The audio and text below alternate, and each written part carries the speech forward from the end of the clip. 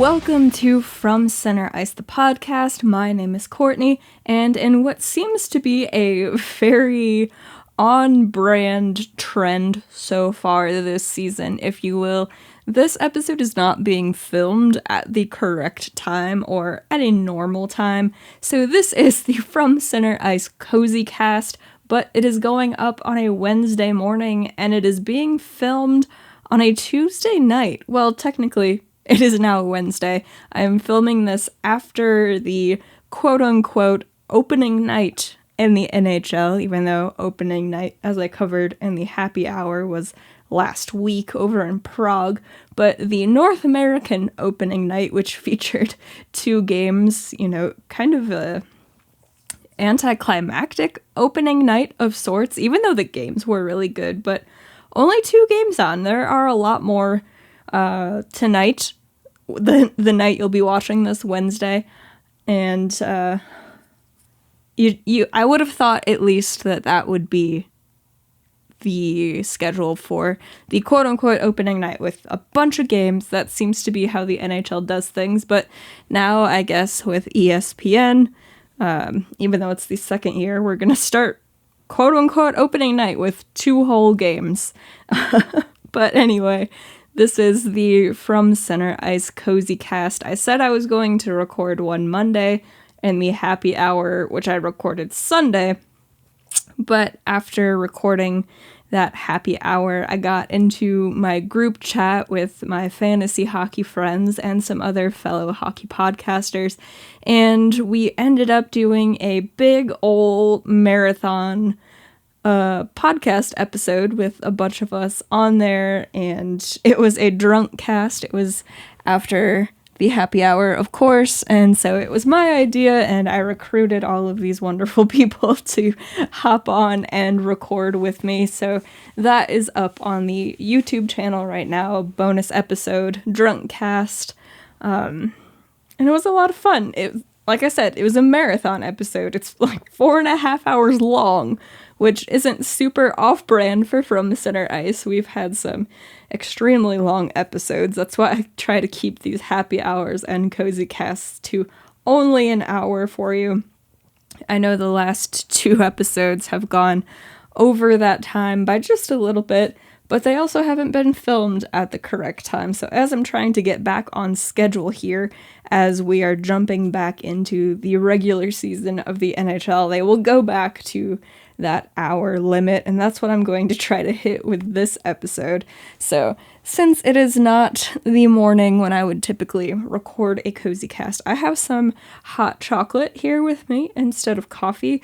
I also do have my window open since there shouldn't be any strange noises outside, like no yard work being done or anything like that. It is raining here. I don't know if it's raining right now, but it has been raining off and on here in Rockford today, so it's extra cozy with the window open, and it's nice and cool, so I won't be sitting here sweating with all of the lights on and all of that. So you shouldn't be able to hear any wind or anything, but if there is some sort of wind noise, and I don't think it's supposed to storm, but if a storm does happen to kick up, that's what the noise would be, but the microphone shouldn't pick it up, and if it for some reason gets super loud at 12:30 a.m., then I'll get up and close the window.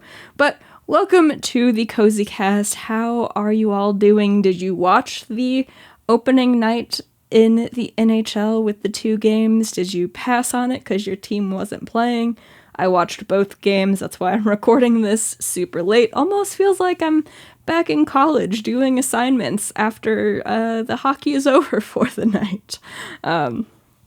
There's an epic story that I've told a few times on different podcasts about having to write a final paper for a psychology course, and it just so happened to fall on the night that the Blackhawks and the Predators went to like double or triple overtime in the playoffs, and my smart self said, I'll just write the paper once the game's over. And then, of course, it ended at like 2 a.m. So that was that was my smart self deciding to do that. But since the season has officially started now. How about we talk about some hockey? So I'll talk about the games that went on today. I'll have some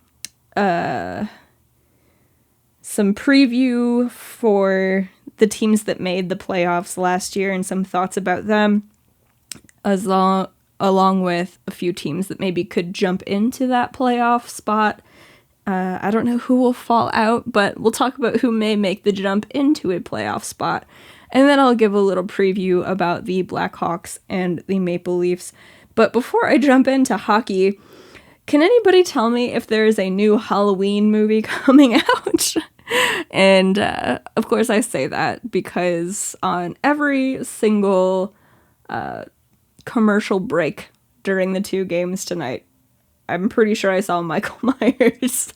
So if you weren't aware there's a new Halloween movie coming out, there certainly is. And if you're going to be watching any games on ESPN Plus during the month of October, you're probably going to see it and maybe be a bit fed up with Michael Myers by the time it actually does come out. And along with that, not talking about the actual hockey, but we got to see the animated boards. So they are trying a new thing where they don't actually have LEDs in the boards at the rink. Maybe in some they do, but it's overlaid on the TV broadcast. So it can change during the game while the game is going on, and it changes during the course of play, which is rather distracting. But they haven't gotten the science completely perfected yet, because there were times when players would be up against the boards, or sometimes the officials were up against the boards, and the banner ads just kind of tried swallowing them. And it was pretty funny looking. They'd have like part of the white ad over their bodies while they were up along the boards. So they haven't perfected that technology yet. And like I said, it can be rather distracting. I didn't notice it a whole lot tonight, but I saw different opinions about it online. And once I actually started paying attention to it, then I did notice it a lot more. But I was also taking notes during the game, so I wasn't 100% tuned in at all times. That's probably why I didn't notice it as much. But there was a tweet from Greg Wyshynski, and he said what distracted him more was not the virtual ads, but the reflection on the ice from the actual in-arena ads. So you can see the difference. Reflected on the ice was a Geico ad, and that's not anything close to what was actually being shown on the virtual banner. So it's not a perfected technology and or science. Like I said, it's definitely interesting. Maybe there's some potential for some cool things that could be done with that. But, oh, sorry, sneeze came out of nowhere. But for now, I'd work on, getting it to work a little better and maybe not change things up during the course of play so it's less distracting. But some fun news when it comes to rookies. Some of the first round picks are making their team on opening night. So Slavkovsky is making the Montreal Canadiens roster, Nemec is going to be playing for the New Jersey Devils, and Shane Wright, the consensus number 1 overall pick for the longest time, who ended up dropping to number 4 to the Seattle Kraken, will be making the opening night roster. So that's going to be something really fun to watch. It's always exciting when these young kids come in and they get their chance in the NHL and get to show what they've got. So hopefully it works out for all of these guys. I know people are going to be paying attention to Montreal and Seattle since Shane Wright was supposed to be going number 1 overall. Like I said, for a long time, a few years before his draft year, he was the consensus number 1. And then here comes Slavkovsky, and he had a great showing at the Olympics and the World Championships. So it's not like they just picked some bum at number 1 overall. He was a great hockey player, or projects to be a great hockey player. So we'll see what happens there, but that's definitely one storyline I know that I'll be interested in and that people will be paying attention to. See how those two do throughout their career. It's almost like a built-in rivalry just because of that. Kind of like, I don't know, different guys who come into the NHL. You had the rivalry between Sidney Crosby and Alexander Ovechkin for a while. Who's going to be better? And a lot of these are media-driven rivalries, so they're not they're not really built in with the players themselves, but still fun things to watch. And in other news before the real hockey, the Vancouver Canucks have a team puppy. His name is Rip, named after, of course, Rick Ripien, who passed away in, I want to say, 2011. And he is a... what was his official title? He's not a emotional support dog. I can't remember what they were calling him, but the Vancouver Canucks or people within the organization or around the organization are going to be training him. And service dog. That's what they're called. Gosh, see, you can tell it's after midnight. Words are not coming to me. But Rip is going to be a service dog, but for now he's the Vancouver Canucks team puppy, and they had some adorable pictures with him on Twitter. He was at the airport as they were leaving for Edmonton for their opening night game. Just so freaking cute. So before I jump into the two games that went on tonight, I'm going to try to take a sip of this, see if it's too hot and burns my mouth. If I start screaming, well, you'll know that it burned my mouth.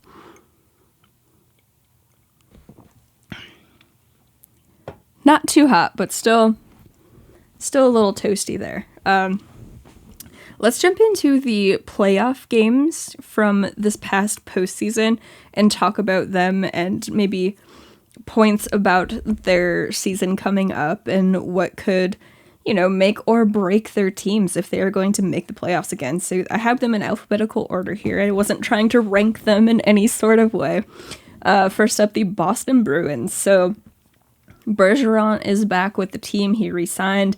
David Krejci comes back to the Bruins after playing overseas for a year, but they are going to be without Brad Marchand and Grzelcyk and McAvoy to start the season for 1 or 2 months for all three of them. They're all supposed to be back by some point in December, but that's still a lot of lost time there for the Bruins, and I know that most people say that you have a pretty good idea of the playoff teams by American Thanksgiving, which seems so early in the season since it's in November, but there's a good chunk of games played by then. So it'll be interesting to see where the Bruins are sitting at Thanksgiving, but those are some good players that are coming back either right before then or around that time. So they could be one of those teams that maybe has a slow start to the season, but then takes off once they get back and fully healthy. And it'll be interesting to see if Jeremy Swayman has another standout season in net for them. Moving on, the Calgary Flames. Huberdeau and Weegar are in. Tkachuk and Gaudreau are out. That's all that you can really say about them. Of course, they have Kadri there now as well. Does Jacob Markstrom have another Vezina-worthy season? There's so many things you could say about the Calgary Flames, but the biggest thing is Huberdeau and Weegar coming in and Tkachuk and Gaudreau going out, and how is that going to affect the team? We shall see. The Carolina Hurricanes. Can the goaltending stay healthy? So during the regular season, Frederik Andersen had an absolutely fantastic year for the Carolina Hurricanes. But of course, then as playoff time was approaching, he was dealing with injuries. Antti Raanta had to get the majority of the starts in the playoffs, and he did an absolutely fantastic job. This is not saying anything bad about Raanta, but he also was not playing at 100% and did get banged up in the playoffs as well. So when it comes to the Carolina Hurricanes, my thoughts pretty much boil down to, can the goaltending stay healthy? And then kind of like with Boston, but a little further down the road, is Max Pacioretty coming back around the February-ish time frame. So that's something to keep an eye on as well. They aren't going to be super shorthanded until then. They're not down 3 guys right off the jump, but he could be a really nice addition for them. And it's almost like an early trade deadline acquisition that they already have. Take a sip here before it goes from hot to just cold. Next up, the Colorado Avalanche. Is Georgiev going to be able to get it done in net? During the playoffs this past year, Darcy Kemper didn't have the greatest save percentage or numbers. Pavel Francouz was fantastic when he had to come in relief. But you have to have strong goaltending throughout the season to get to that point. Of course, with the firepower that the Avs have, they only really need league average goaltending. But there's going to be games when they need their goaltender to bail them out because they can't play at 100% every night. So, can Georgiev get it done? The Avs seem to think he can, giving him that 3-year deal, I want to say, before even suiting up for them. So we'll see. How do they look without Kadri and without Burakovsky? Of course, Kadri going to Calgary, Burakovsky going to Seattle. Yeah, and can Alex Newhook take a step in his development? He's going to get a shot at being the number 2 center. We'll see if he stays there, if he moves up and down the lineup. And the obvious question when it comes to Colorado is, can they repeat? Can they win back-to-back Stanley Cups just like Tampa before them? It's going to be tough. It seems like... Let me take another sip here.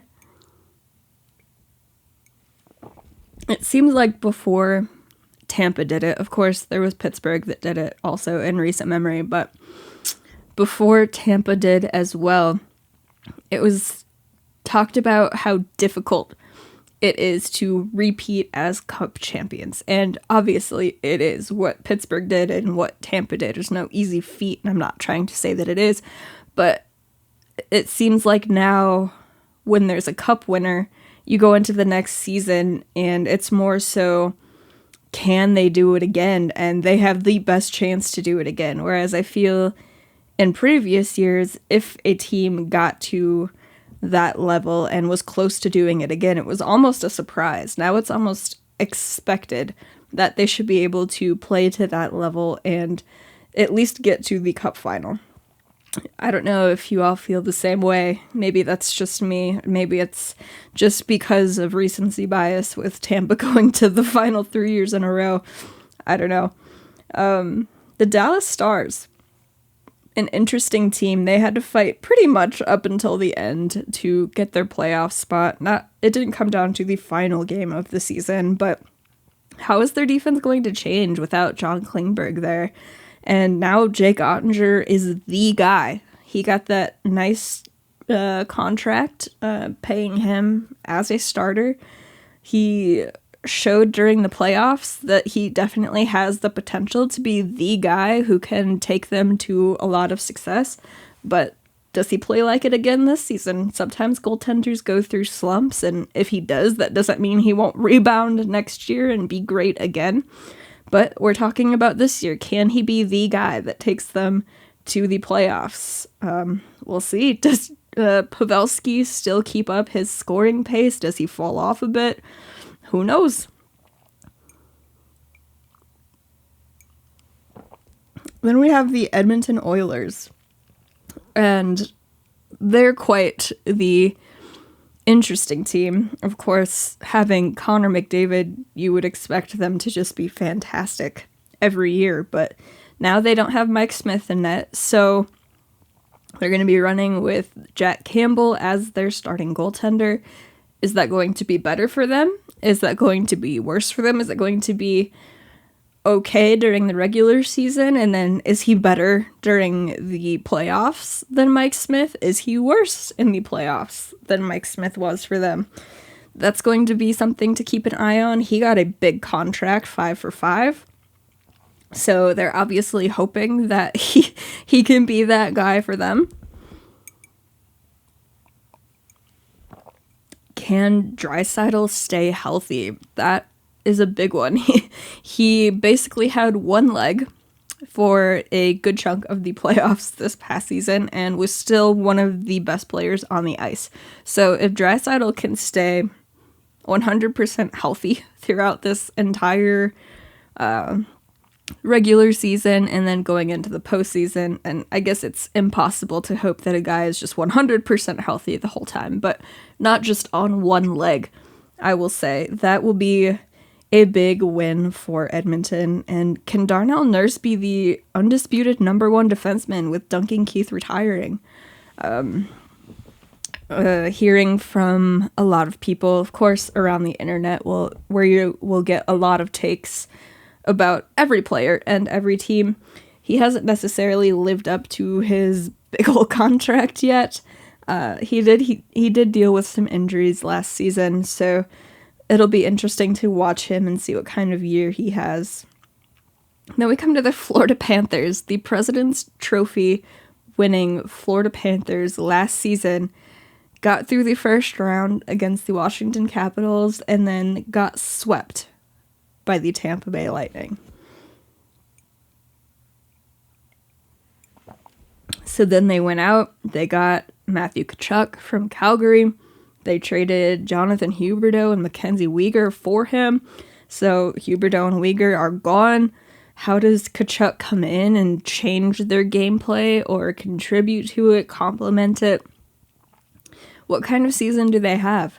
Because Huberdeau had a ton of assists last year and was a huge player for them, but Tkachuk, on the other hand, also had a fantastic offensive season.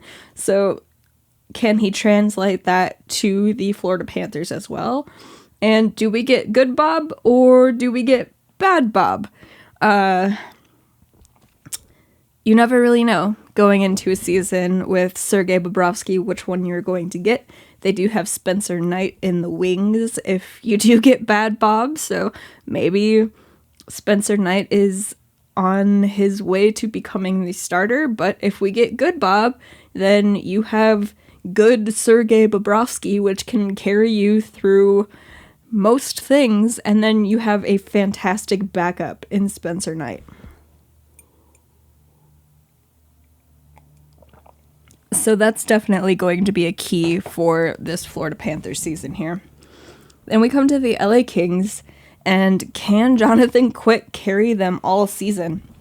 He was the starting goaltender tonight in their first game, so it seems like he's going to be the guy that they run with, and they have Cal Peterson as his backup. How many games is Quick going to play, and does he stay at top form? He looked good in the preseason, he looked pretty good tonight, but this is his 16th year in the NHL, and before these last two seasons, I'll say, he had really fallen off and did not look good. So how does that go in net for the Kings? And does Byfield take a step in his development? They kind of fought for a playoff spot last year. They did end up getting that third spot in the Pacific Division, but it was not guaranteed by any means for the longest time. So do they have a stronger season? Are they still fighting toward the end? They are a good young team, and they still have Andrei Kopitar and Drew Doughty back there. So anything is really seemingly possible for the Kings. They're a team that is kind of hard to predict. So we'll just have to see how that goes for them. When it comes to Minnesota, losing Kevin Fiala was a big departure for them. He went to the Kings. They have a full season of Marc-Andre Fleury now. Does Ryan Hartman have another standout season? They do have Kirill Kaprizov still, so he's always going to be exciting to watch there for Minnesota. They're just kind of one of those teams that seems to make the playoffs every year, but then what, you know? So we'll have to see. Nashville is interesting. They've started the season really well. They swept that series with the San Jose Sharks, so clearly they are doing very, very well to start the year, but does UC Saros stay healthy? Is Kevin Lonkinen going to be a really good backup for them? He did get his first win of the year in their second game. Does Matt Duchene have another breakout offensive year this far into his career? How does Ryan Johansson do there on the second line? They also have Ryan McDonough coming in, so that kind of shores up the defense there, but defense has never really been their issue. Is Roman Josi a candidate for the Norris again this year? Does he score over 90 points again? There's a lot of questions there in Nashville, and I feel like they could either burst out and have a fantastic year again, or they could easily fall out of a playoff spot. And you could really say that for any team going into the playoffs, or not into the playoffs, into a new season. But for some teams, it seems to be a given, like they're going to make the playoffs and then what? But for Nashville, it's like, do they get there or do they severely fall off? And we're talking about them not being happy with their recent signings and regretting them. So we'll see. The New York Rangers, does Shesterkin have another Vezina Trophy season? He was the winner. Jacob Markstrom, of course, being in that conversation as well. Does the offense keep up? They almost made like a magical run last year. They were a very good team. Nobody expected them, I don't think, to get to the Eastern Conference Final there against Tampa. So can they continue to build off that? Does Lafreniere have a better season? Does Capo finally break out? Does Philip Hedl continue with his progression that he saw a lot of in the postseason? He was a very key player for them. We'll have to see. The Pittsburgh Penguins, another one of those teams, kind of like Minnesota, who always seems to just get to the playoffs. Of course, they've had more success than the Minnesota Wild have had, but they do have Sidney Crosby still. You can never bet against him. Gino and Chris Letang, all three of those guys are still together there in Pittsburgh. They did get Ty Smith from the New Jersey Devils, but then they sent him to the AHL, so that's an interesting move there. And when it comes to Pittsburgh, my biggest question, I think, is which seemingly random computer-generated player is going to become MVP-worthy this year just because they are playing with the Penguins? Because it seems like every year there is a guy, and he's always playing for the Penguins.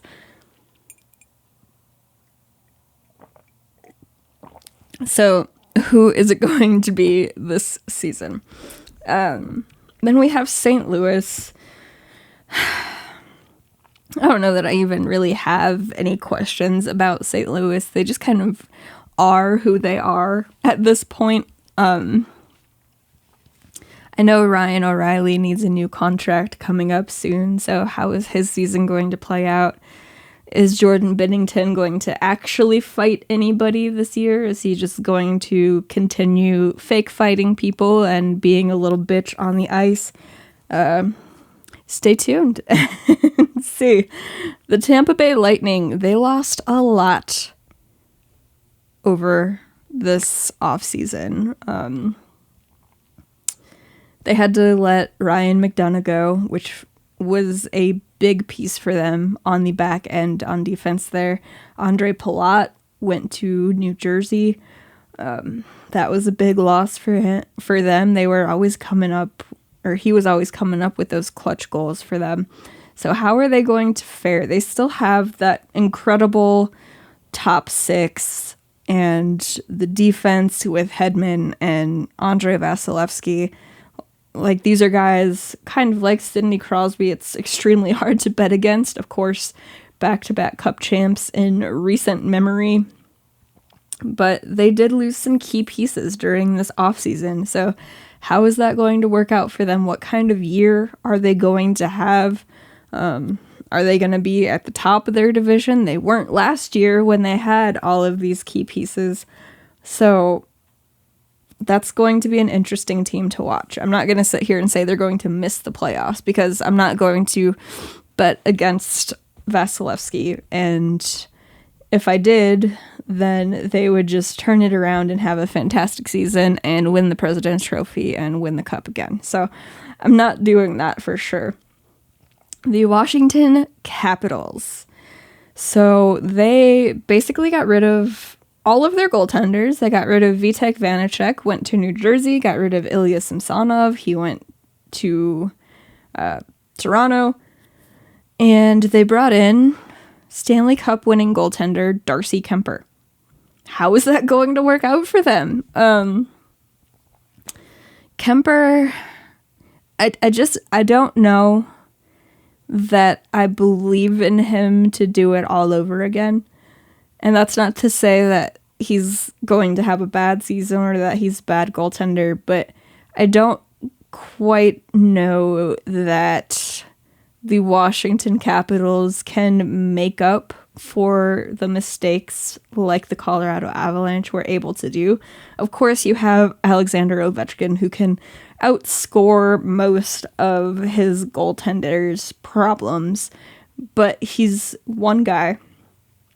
Whereas with the Colorado Avalanche, you basically had 4 lines of players who could outscore their goaltending issues if there were any in a game. So how is that going to work there in Washington? Hopefully it works out well, because he got a pretty good contract there with the Caps. They also got Dylan Strome from Chicago, and they didn't give him a contract over the offseason. So how is Strome's season going to go? That will be interesting. And that brings me to the Toronto Maple Leafs. And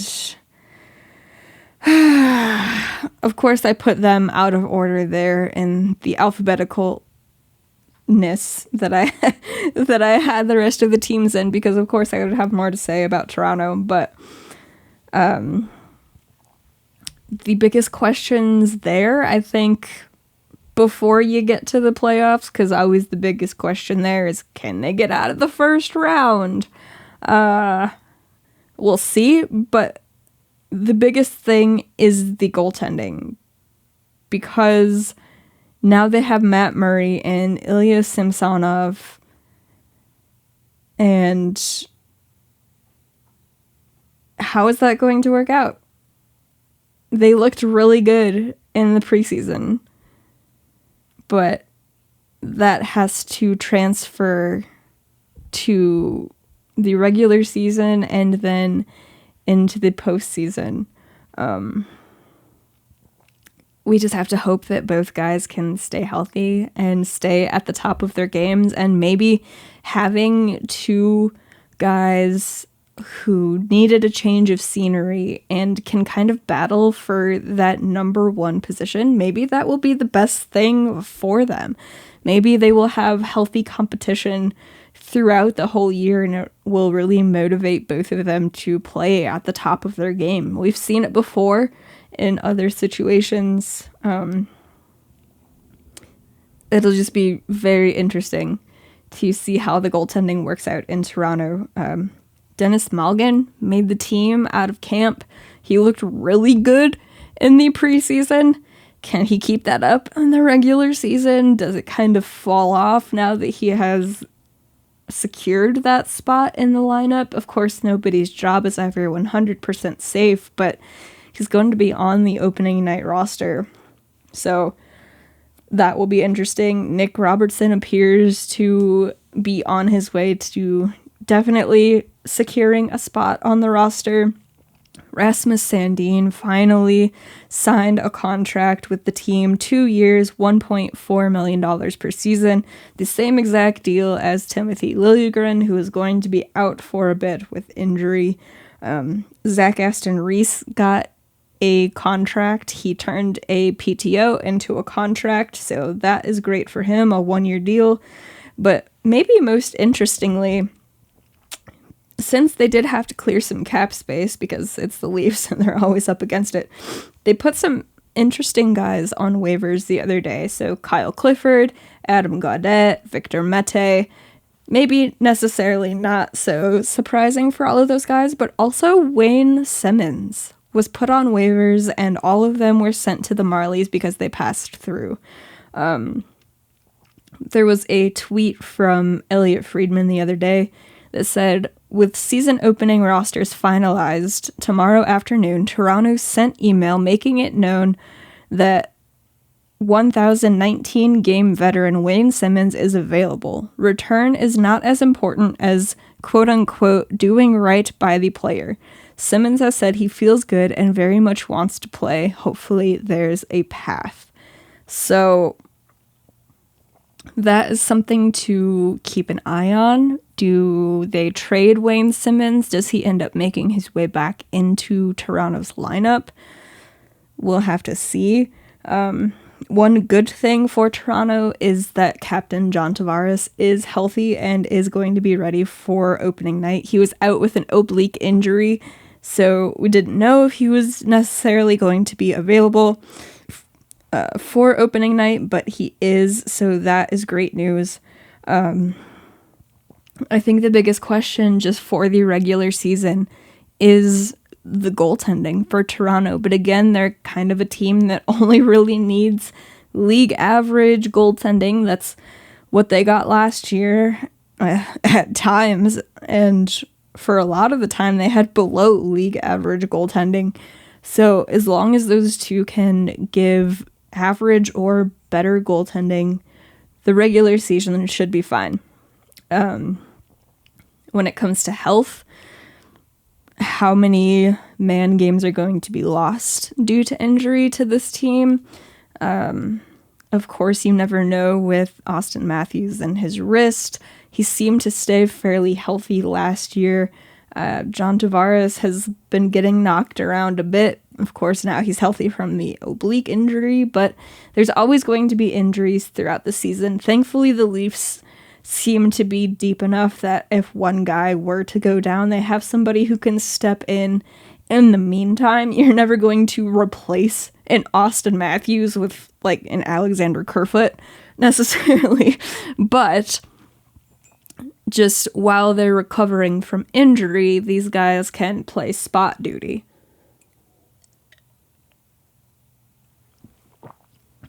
So at least for the regular season, as long as they can stay relatively healthy and the goaltending can stop the pucks that they need to stop, the regular season should be okay. The real questions come once playoff time rolls around. But we're just here talking about the regular season because it's October. So if you want a fun question when it comes to the Toronto Maple Leafs, how many goals does Austin Matthews score this year? And how many points does Mitchie put up? We'll just have to wait and see. And then the teams who could fight for a playoff spot, obviously Vegas is going to be at the top of that list. They pretty much missed the playoffs last year due to so many injuries and so many key injuries. Of course, Robin Lehner is out for the entire year, so they're relying on Logan Thompson, and who knows who's going to win that backup spot. I think for now, Aiden Hill is the backup, unless, totally blanking on his name now.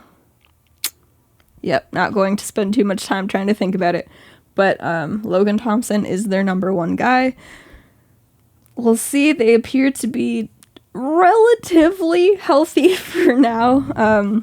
I guess the biggest thing is that Mark Stone is back, and he had a pretty big night tonight for them. So up next, the New York Islanders. They just had a rough go of it last year, but before that, they were teams that could have made it to the Cup final and just missed out having to face Tampa and other teams. So New York, it wouldn't surprise me if they did make it into a playoff spot. It also wouldn't surprise me if they didn't. Which, again, you can say for a lot of teams going into the regular season. But they're one of those teams, kind of unlike Vegas, where you could really picture them getting back in, because they probably should have made the playoffs last year, again, just due to injury. But the Islanders, you could just see missing out because maybe they are due a regression, but they also have some younger kids who can take a jump and get better. So it's really up in the air. When it comes to teams that are maybe a little less likely, you have Winnipeg. It seems like maybe they're just in that kind of regression phase. But again, they are in the West, and the West appears to have switched with the East, and now the Western Conference is a bit weaker, whereas previously they had been the dominant conference, and the East was a bit weaker. So just because of that, and because they are in the Central, where you could have Nashville fall out, you could have Dallas fall out, maybe Winnipeg makes the jump back in, but the Central is also a really hard division because you have Colorado, you have St. Louis, you have Minnesota with Fleury in net there, and you have Nashville, who started the season 2-0. So it's not going to be easy by any means, but they could get back in. And then in the Pacific, you have Vancouver, who had an abysmal start to last season. But once they made the coaching change, they really turned it around, and they almost snuck into a playoff spot. So with the Pacific not being the strongest, maybe they are able to grab one of those slots. If LA does fall out, maybe they grab that slot.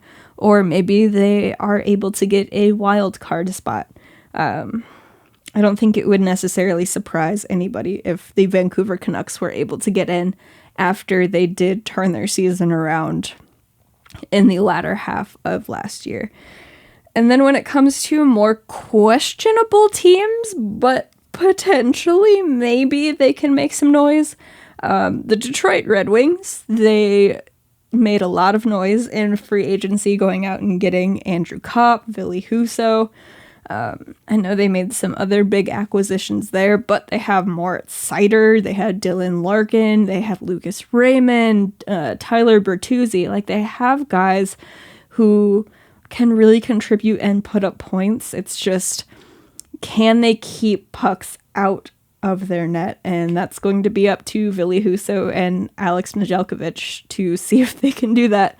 But Detroit's going to be an interesting team to keep an eye on. They fell pretty far out of contention last year, but there were definitely glimpses, and you could see them being able to make a run if they can put things together consistently. But Stevie Y is doing a decent job there, turning that team around from the absolute bottom of the barrel that they were for a little bit there.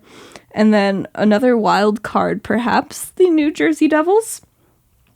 My guilty pleasure team, if Mackenzie Blackwood can stay healthy in net, that's definitely going to make their road to a playoff spot easier.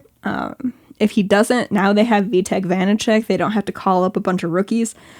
And if Dougie Hamilton can stay healthy the entire year, that will be a big plus for them. If Jack Hughes can stay healthy the entire year, that will be a big plus for them. If Nico Hischier can stay healthy the entire year.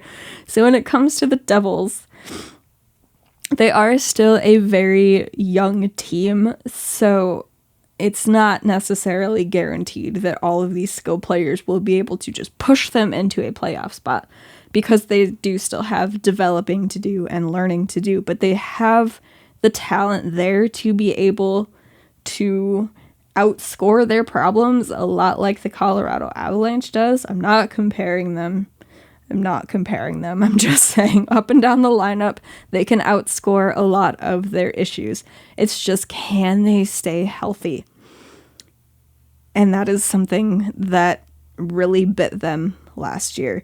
But if they can, they could definitely be a wild card team to get a playoff spot. The only thing there is that they play in the East, and it's it's real hard to make the playoffs out there. So those are some thoughts I have about teams that made the playoffs last year and about teams that can jump up this year. So let's talk about the 2 regular season games that happened today before I talk about the Blackhawks and give a bit of a preview there. So first up, we had the New York Rangers up against the Tampa Bay Lightning, and that was a rematch of the Eastern Conference Final from this past postseason, and the New York Rangers won this game 3-1.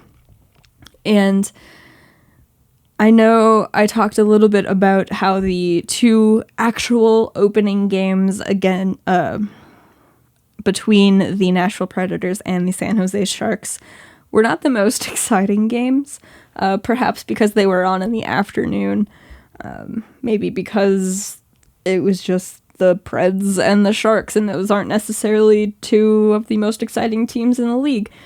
But the games tonight definitely took that up a notch, and this one especially was a very fun game to watch. So the first goal of the game came from Mika Zibanejad, of course his first goal of the season, and it was a short-handed goal, and it was just beautiful. He cut to the net, froze Vasilevsky, and then just threw it top shelf on the backhand. Oh my goodness, what a goal. That's going to be on the highlight reels all year long. The second goal of the game came from the Tampa Bay Lightning, tying it up on the power play. Steven Stamkos' first goal of the year, assisted by Kucherov in point. I'm sorry, I didn't say the assists for the Zibanejad goal. They came from Trouba and Miller. So then the third goal of the game goes back to the New York Rangers, and again, Mika Zibanejad, his second goal of the game, his second goal of the season on the power play. So he had a shorthanded goal, then he had a power play goal that was assisted by Artemi Panarin and Chris Kreider, and that was, now I'm going to say, his patented one-timer. It is from kind of the Ovi position, so maybe it's the Ovechkin patented one-timer, but Zibanejad seems to blast those in on the power play at a pretty regular clip himself. So it was just a beautiful shot. Vasilevsky didn't have much of a chance there, and Vasilevsky played absolutely incredible tonight. He made so many saves that it was just like, how did that not go in? And then on the other side, you have Igor Shesterkin playing absolutely fantastic himself. And the fourth goal of the game, of course, since the score was 3-1, also went to the New York Rangers. Barclay Goodrow tipping in a Ryan Lindgren shot that was also assisted by Ryan Carpenter, newcomer to the Rangers, former Blackhawk. So that game was 3-1. It was an absolute joy to watch. I still kind of feel a connection to the Rangers since I picked them as my Eastern Conference team in the playoffs once the Toronto Maple Leafs were eliminated. But then we go out west and we have the game between the Los Angeles Kings and the Vegas Golden Knights. And this game was in LA, but the Kings were wearing their white jerseys, but they were the special ones because they were also wearing their chrome helmets. And the sad thing there is Vegas was not wearing their chrome helmets.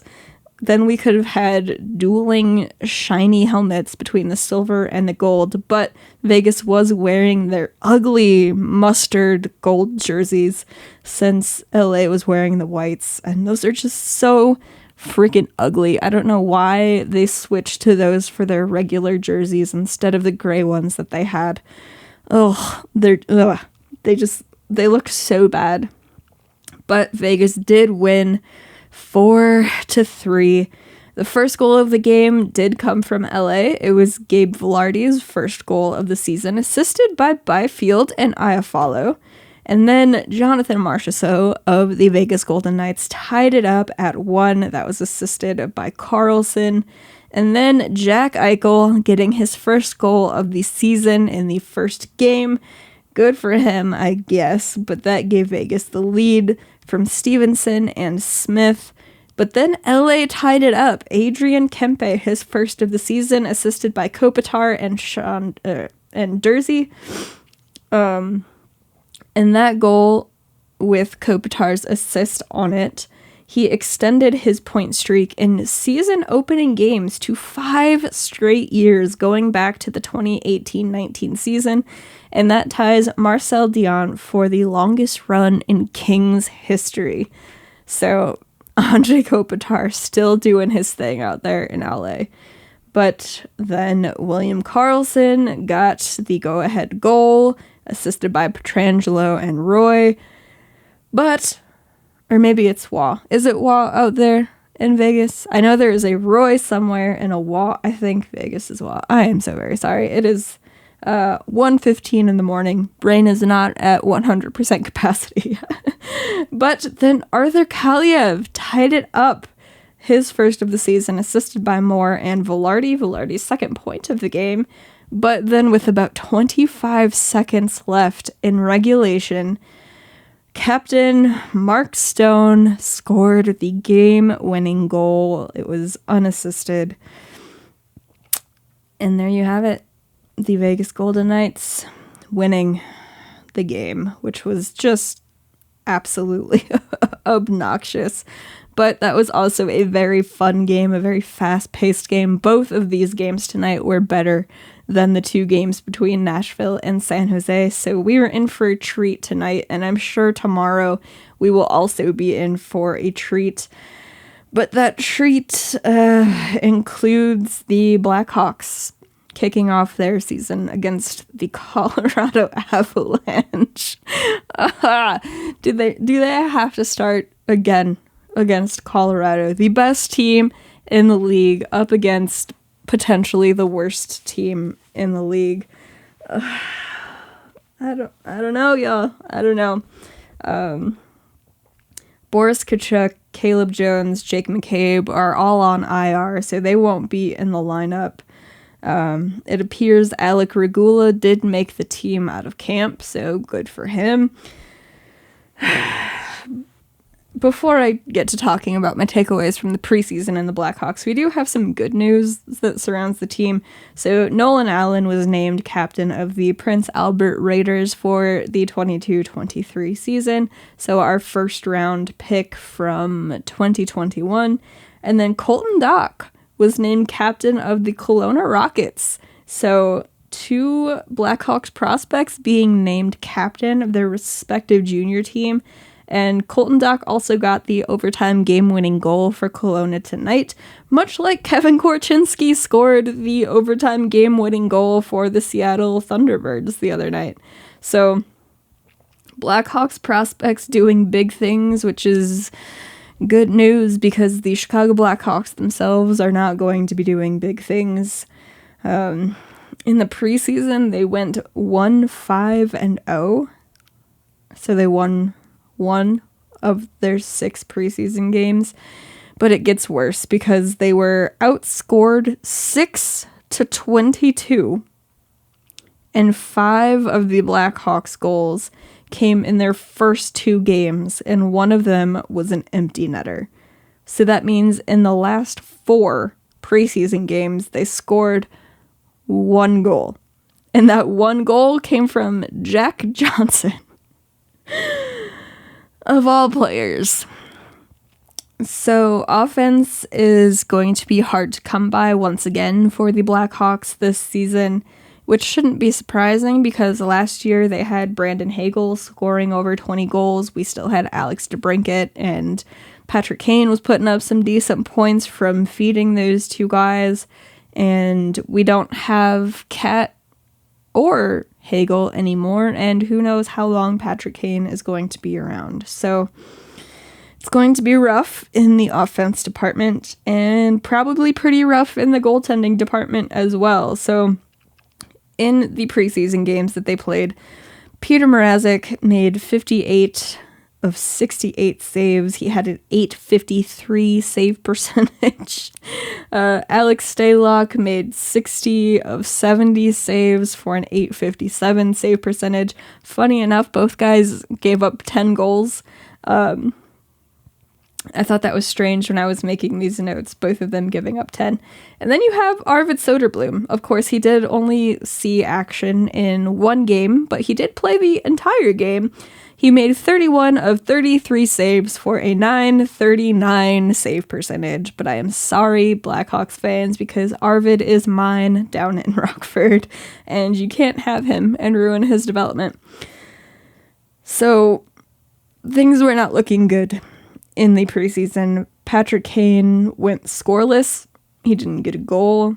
He didn't get an assist. Jonathan Toews only had one assist. That was in Game 5 on the Jack Johnson goal. Funny enough. It's going to be a rough year for the Blackhawks, but I hope that we all knew that's what was coming. Because it's been rough for a few years now, but the only difference is that now they have actually committed to being in a full rebuild instead of going back and forth saying, we're in a rebuild, but then, oh, let's get Seth Jones, and we're not in a rebuild. We were never in a rebuild.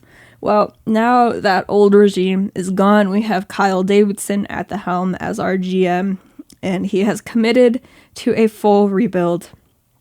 And in doing so, most of the prospects and the young kids are not going to get time in the NHL this season.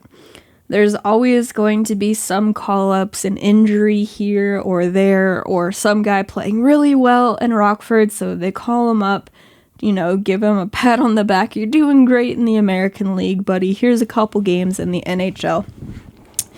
But what I really appreciate is that Kyle seems to be really committed to actually developing prospects, and in doing so, he wants them to do well in Rockford, and he wants to give them all of the tools they need to properly develop these prospects in the American Hockey League, which is what the American League is for.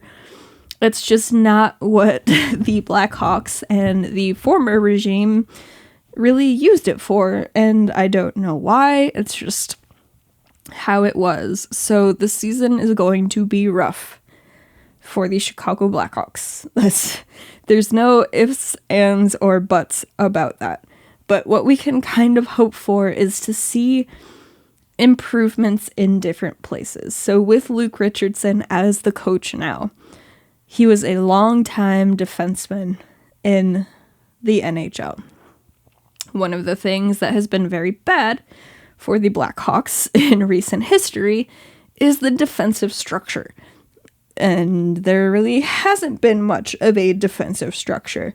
So while we may not have the talent on the back end to prevent a bunch of goals, maybe we don't have the talent necessarily up front to help our defensemen and our goaltenders out, we can see changes being made to the system, and that is maybe the most important thing, is putting a system in place that will work when you have the talent for it to work. Of course, Richardson and his crew will have to adjust it here and there to kind of match the talent or lack of talent that the Blackhawks have, so it's not a total dumpster fire out there. But the best thing that they could do is create a system that is simple enough so that these guys can understand it, and also so the prospects and the young kids that do get time in the NHL, you can kind of plug and play them, because they're going to be playing mostly the same way in the NHL and in Rockford. They're going to try to implement the same types of systems, so when the kids do get called up, they will know what's going on. They'll know where to be, who's their man when they're on defense, what they're going to be trying to do in the offensive zone. So they're going to be trying to play similar ways. And if they can get that to work down in Rockford, that's maybe the best news. So if we see a better year in Rockford than we had even last year, which I'm fully expecting because these kids have another year under their belt. We have some new talent coming in, and Anders Sorensen was stripped of the interim title. He is now the full-time head coach, and he did a wonderful job with the team last year. Much like I'm expecting Luke Richardson to be able to do. Maybe you don't necessarily see him this year and think, oh, he's doing a fantastic job. But once you get more talent infused into the lineup, then you will really be able to see his coaching talent. And obviously we're hoping that it is there. Players love playing for him, as we've heard so many times, but he hasn't been a full-time head coach in the NHL. So if they can get that system to work in Rockford, to where the kids are playing great, getting good results, they really understand what they're supposed to be doing, and it works decent-ish enough in the NHL to where our guys aren't just running around losing their assignments left and right. You just don't necessarily have the talent to stop the pucks or score a bunch of goals all the time. Then that will be a success on this year, if that makes sense. Another thing we could see is this team playing hard, even if they're not necessarily playing well. And I think we saw that a lot in the preseason. Of course, they only won one of their 6 games, but a lot of the time we saw the team playing hard, forechecking hard, going for the loose pucks.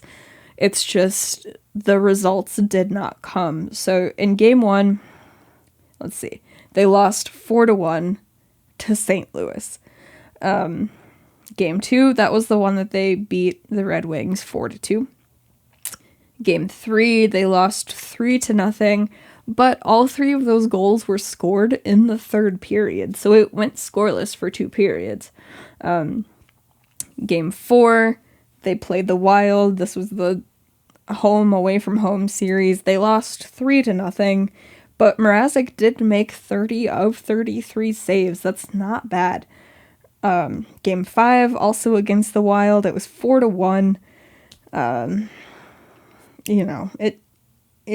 It is what it is. And then you had the horrendous final game of the preseason where they lost 6-0 to the Blues.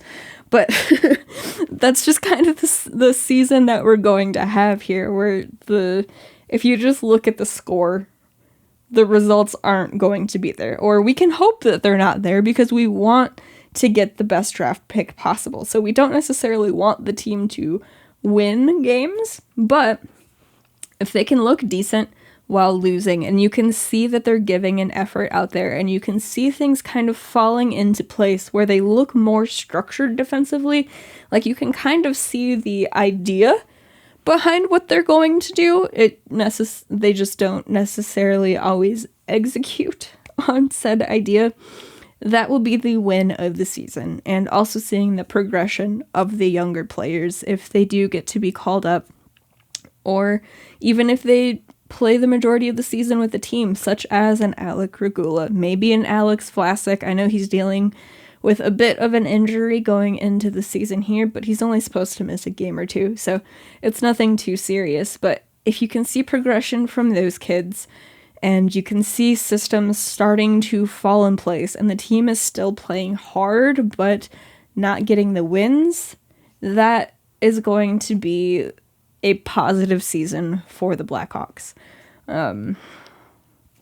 If things are just a complete dumpster fire, nothing's going right, nobody looks like they know what they're doing, there's a regression from the kids, that's when it's going to be a total disaster of a season.